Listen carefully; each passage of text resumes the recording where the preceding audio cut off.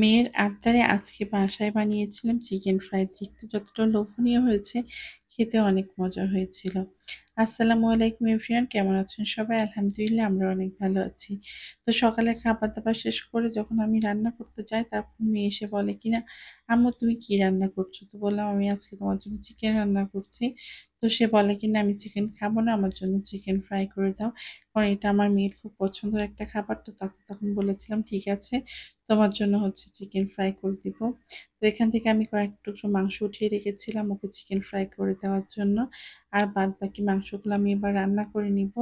তো এই যে আমার মসলা কষানো হয়ে গিয়েছে আর হচ্ছে আমি মাংসগুলাকেও দিয়ে দিলাম। তো নাড়াচাড়া করে কিছুক্ষণ ঢাকা দিয়ে রেখে দিয়েছিলাম। তারপরে মাংসতে আলু এড করে দিয়েছি। দিয়ে নাড়াচাড়া করে বেশ কিছুক্ষণ হচ্ছে রেখে দিব রান্না করার জন্য। আর এদিকে আমি হচ্ছে মাংস নিয়েছিলাম যেগুলো চিকেন ভাজবো। তো আমি হচ্ছে একটু ছোট করে নিয়েছিলাম। যেহেতু আমি রান্না করব দেখে মাংসের পিসগুলো একটু বড় করেছিলাম।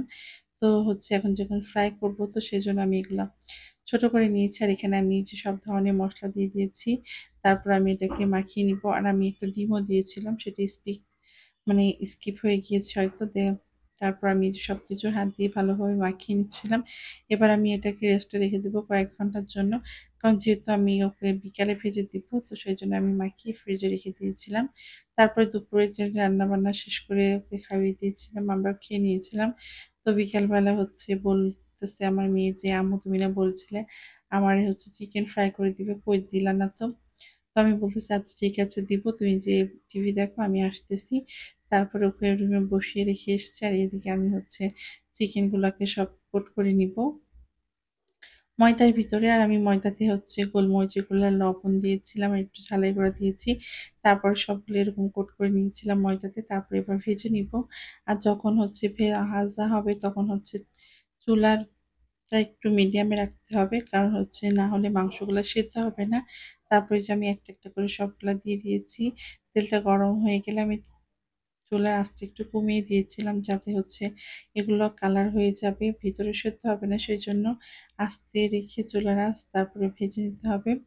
তো আমার এই যে এই পাশ ভাজা হয়ে গিয়েছে, আমি হচ্ছে ওই পাশটা ভেজে নিব।